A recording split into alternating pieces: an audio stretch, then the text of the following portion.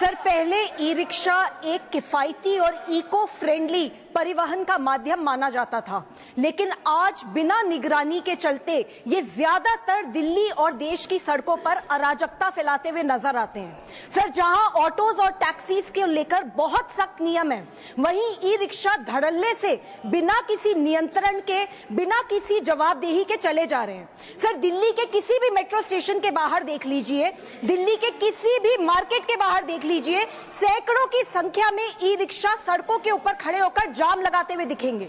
Sir, हम ये नहीं कह रहे कि सारे के सारे ई रिक्शा चालक गलत हैं, पर सच ये है कि बहुत ओवरलोडिंग होती है। एक एक ई रिक्शा में जहां 3 से 4 लोग बैठ सकते हैं, वहां 8 से 10 लोग बिठा दिए जाते हैं। सर, ये ई रिक्शा के स्ट्रक्चर्स ऐसे होते हैं कि अगर हल्का सा बैलेंस बिगड़ा नहीं, पूरी की पूरी गाड़ी पलट जाती है। सर, ये भी देखने को आता है कि बहुत सारे ई रिक्शा ड्राइवर्स, उनके पास ना तो कोई लाइसेंस है, ना ही किसी प्रकार का कोई ट्रेनिंग, रॉन्ग साइड पे चलाते हैं, ओवर स्पीडिंग करते हैं, रेड लाइट तोड़ते हैं, ये सब आम होता जा रहा है। सर, राज्य सरकारों के पास कोई आंकड़े भी नहीं है। दिल्ली में ही बताया जाता है कि 2.5 लाख से ज्यादा ई रिक्शा सड़कों पे चल रहे हैं, पर कितनों के पास रजिस्ट्रेशन है, कितनों के पास लाइसेंस है, सर किसी को नहीं पता।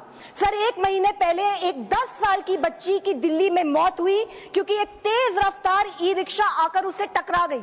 सर, अभी कुछ समय पहले एक 7 साल के बच्चे की भी दिल्ली में मौत हुई क्योंकि एक ई रिक्शा के अवैध चार्जिंग पॉइंट से उसको करंट लग गया।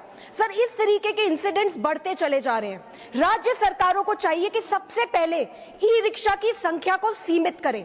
ई रिक्शा के वाहन और चालक दोनों का लाइसेंसिंग होना चाहिए, रूट निर्धारित होने चाहिए, स्टैंड निर्धारित होने चाहिए। जितने अवैध चार्जिंग पॉइंट्स चल रहे हैं ई रिक्शा के, सबको बैन करना चाहिए, बंद करना चाहिए। और सबसे जरूरी बात, अगर कोई नियम तोड़े तो उसके ऊपर सख्त से सख्त कार्रवाई होनी चाहिए। सर, केंद्र सरकार को चाहिए कि राज्य सरकारों की इस इशू पे जवाबदेही तय हो।